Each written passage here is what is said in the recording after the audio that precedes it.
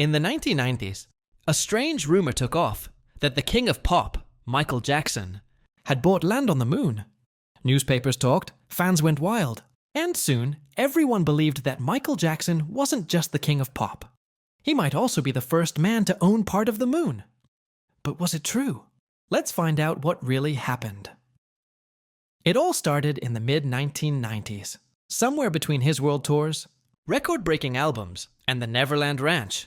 The world heard a wild story. Micheal Jackson has just purchased a piece of the moon. To understand this rumor, we need to meet one man, Dennis Hope. In 1980, Dennis Hope claimed he found a loophole in international law.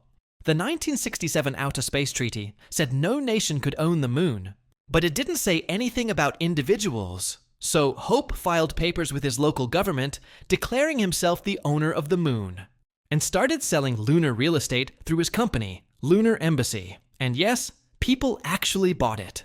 Over the years, Hope claimed to have sold land to more than 6 million people, including a few celebrities. Now, here's where Micheal Jackson enters the picture. In the late 1990s, Jackson reportedly received a certificate for lunar property, a symbolic gift from fans, or possibly from Lunar Embassy itself.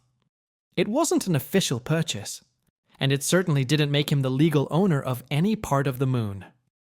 But the story sounded too good not to spread. Within weeks, tabloids were printing headlines like, "Jackson buys land on the moon," and the myth stuck.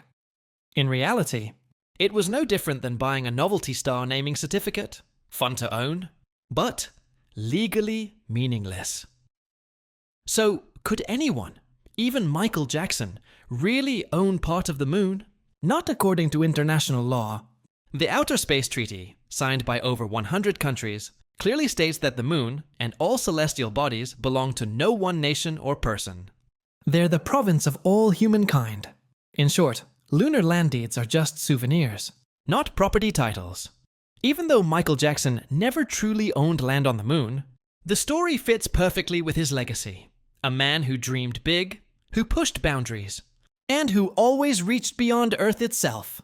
He may not have been the moon's landlord, but he was, and always will be, its moonwalker. If you enjoyed this cosmic story, hit like, subscribe, and drop a comment below.